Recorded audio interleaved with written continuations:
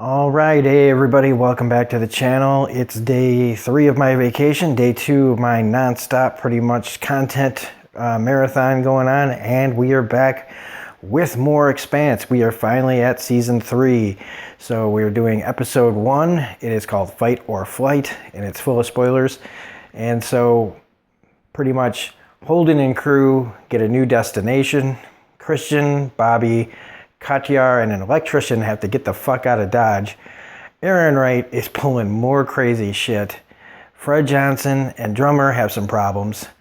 And an explanation with the whole ship and on Venus thing is pretty much explained. And it has to do with the creature that they popped off the ship at the end of last season. So I'm just going to quickly talk about Fred and Drummer here.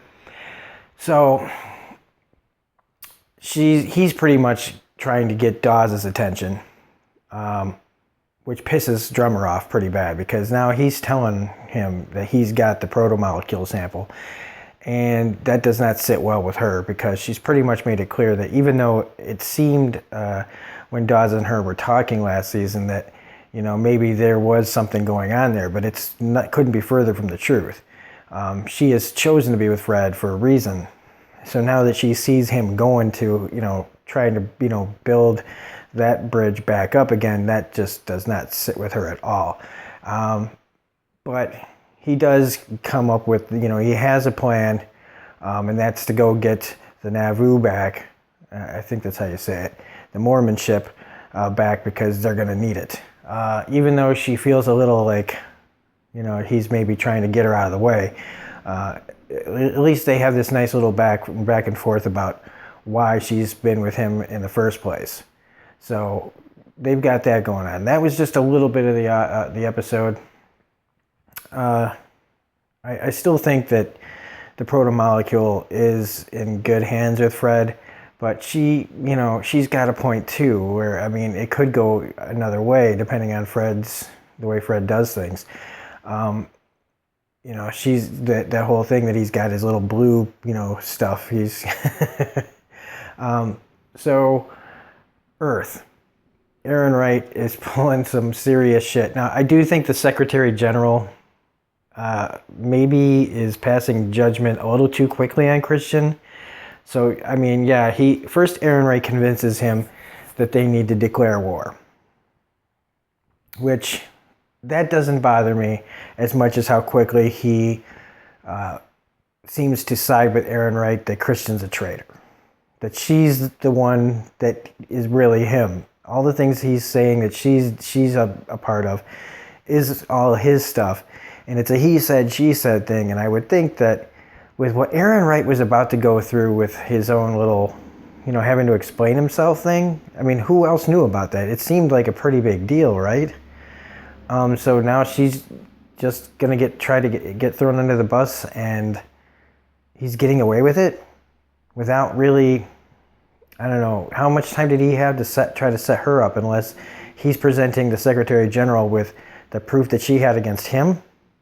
But now, pretty much, even if they escape what they're doing, she pretty much doesn't have a home to come back to, and I feel like that's a little bit bullshit. I think that she should at least have a chance to explain herself, and I know that's what she's looking for up there is proof, because if they don't have proof, then they're fucked. But you got to give it up to Aaron Wright still. I still think that that's just genius. And now that she's out of the way, literally out in space, he can pretty much do whatever he wants, and he doesn't even need Mao to do it. And so we get to that whole storyline, which is pretty crazy. Bobby, is a soldier. She didn't get the war and the combat she wanted. This is the combat she gets, but at least she's prepared for it. She looks badass in that suit. I like this picture a lot. I guess she's kind of taken front and center here. So it looks like we're going to get a lot more of her, which is fine by me now that they've established her as what she can do and given her character a better arc than just being a soldier. Giving her something to fight for other than just Mars. This whole situation, though, is really cool because, Katyar was going to throw him to the wolves. And now Bobby is basically, the person in charge, and Christian's the person that has to take orders. And this is where, you see that she is way out of her element, way out of her element. She's not used to somebody else trying to boss her around, and tell her what's what. I don't want to have a gun and all this stuff, but she has to face facts. You're not getting out of this with diplomacy. So I love Bobby taking charge in this situation, going to find the electrician and getting outside of the damn ship. That whole thing where she lost her suit though when she came in, now it's just like, oh god damn it, like, is that it? Like, is this a way for them to get rid of the suit? Thankfully, no. So they find the little series ship, is that what they called it? That only seats 2, because of course it only seats 2. Of course it only seats 2. Now I don't think that's bad writing, I just think it's convenient. They have to separate, the electrician's not important, and I guess in the end, how important is Katyar? If I'm not, I have a goddamn, I'm almost 100% positive I'm saying his name wrong still. Christian and Bobby are the important ones, really. So I love that she gets out of the ship to free the airlock. Those visuals right there were pretty damn awesome. And the ship design, once that she gets back in and into the airlock and makes her take off her earrings and all that stuff, again showing that Christian doesn't, what she knows and what Bobby knows is worlds apart, and both have value, but right now she is pretty much just they got to keep her alive, but she's pretty much useless in a lot of ways. Now I'm sure that'll change. I don't mean useless as in that she's not a smart person and that not knowing much about space and being out there. I mean, she's going to need a lot more protection than anybody else right now. So it's really cool that, the roles are reversed here. That Bobby was kind of at the mercy of everyone, and now she is the one that's being more of a leader, and has to be. And the ship design on the inside of that ship was really cool. I love the line, always that hit your tits, and what'd she say? Hit your tits, and God, and something like it's time to peel the paint. I love that. So we don't know what happened to Katyar, at least I don't think so. Then we get to Holden and Crew's part of the story, where they're pretty much being torn apart. Nagata is trying to make amends for for her part and everything. Amos is now doesn't see her in the same way, and she's trying to convince everybody to go to Tycho Station because that's the safest place for them. I don't know though. I don't know about that. I mean, Fred Johnson doesn't even, Fred and Drummer don't really sound too happy with them. But I guess, like they said, devil you know. But this has some really cool moments, really great stuff. Alex talking to his family and kind of having this heart-to-heart where we get a little montage of everybody in the ship. Holden's complete destruction of the coffee maker that he once loved, showing his frustration was great. His little conversation with Prax, especially when he turns around and Prax is there.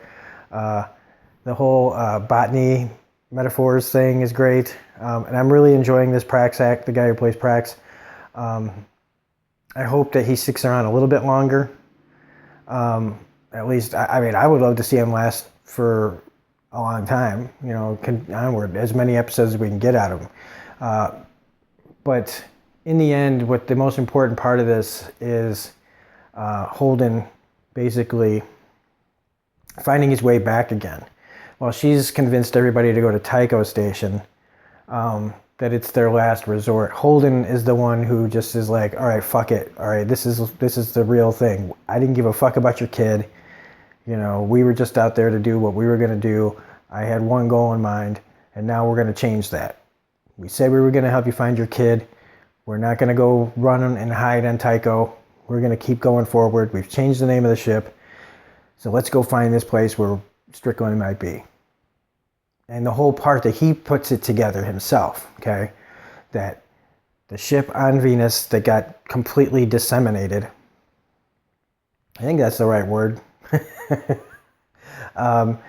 Keyed in, and I said, was that in the last episode, was that tied into at the same time that the proto-molecule creature got blasted, something happened to that ship? And I guess I was right, that it was tied together. And then there was a ping on that place, and that's how Holden figured out where May might be. And we know by last episode that she is, technically it looks like she's still alive. She's in one of those little stasis pods. So I guess, they're on their way back there. Like Amos is just, fuck it, let's go. Alex is in. The guy that kind of just stands there stunned. And, Alex decides to prep a course to the place. This is a pretty quick review because this was a pretty quick episode. And one problem I have with the show is how short each episode is. I know that it's on Sci-Fi, so it's got to be a little shorter, but a lot of shows that are on cable at least run like 47 minutes, 48 minutes. Give us a little bit more of a bump here, but it's like you've got a whole long credit sequence, you got a whole long previously on, you got like 2-3 minutes spent just on the beginning of the episode before we even get to the actual show. So I wish that the episodes were longer, being on cable. Because like last night, the episode of Better Call Saul was 1 hour and 18 minutes long with commercials, which means they didn't mind running extra time into the next hour to tell the full story. So I just think that maybe when it's on Amazon, I think without commercials, they'll have way more freedom to do episodes as long as they want. And definitely we won't have to worry about any content problems either. So anyway, that was just a little tiny problem. The writing in this episode was really good. All the little smarmy stuff that was said and back and forth, like between all the stuff from Christian and Bobby and everybody else, and Holden and Amos. Everybody's dialogue in this was really, really well written. So anyway, that's it for the premiere. I wish that I had longer to talk about it, or wanted to talk longer about it, because it really was just kind of a setup episode. Like, we got some conflict resolution with Holden's group, and now we've got their point to where they're going. Christian and Bobby are on their way out to somewhere. and I cheated a little bit, and I looked at the episode descriptions and some of the episode descriptions, and it looks like they're hooking up with Holden's crew at some point. So sorry, I had to look. I couldn't take it any longer. I've been really good at not looking at the episode descriptions, but I couldn't take it anymore. I needed to know a little bit more about what we were looking, headed to. So anyway, this is Rob at Smirking Gun Reviews saying, if you like this video, please hit the like button, comment, share, subscribe, all that jazz. And we will see you on the next episode. I'll probably have episode 2 up today, if not tomorrow. And I just put up my Essential Film Series video review of the movie The Salton Sea with Val Kilmer. It's going to be like a Val Kilmer week. So prepare yourself for Val Kilmer movies. We've got South Park tomorrow. Better Call Saul was made last night. The Walking Dead will be Sunday. And who knows what I'll have there in the meantime between all that stuff. So this is Rob again saying see you later and have a great day.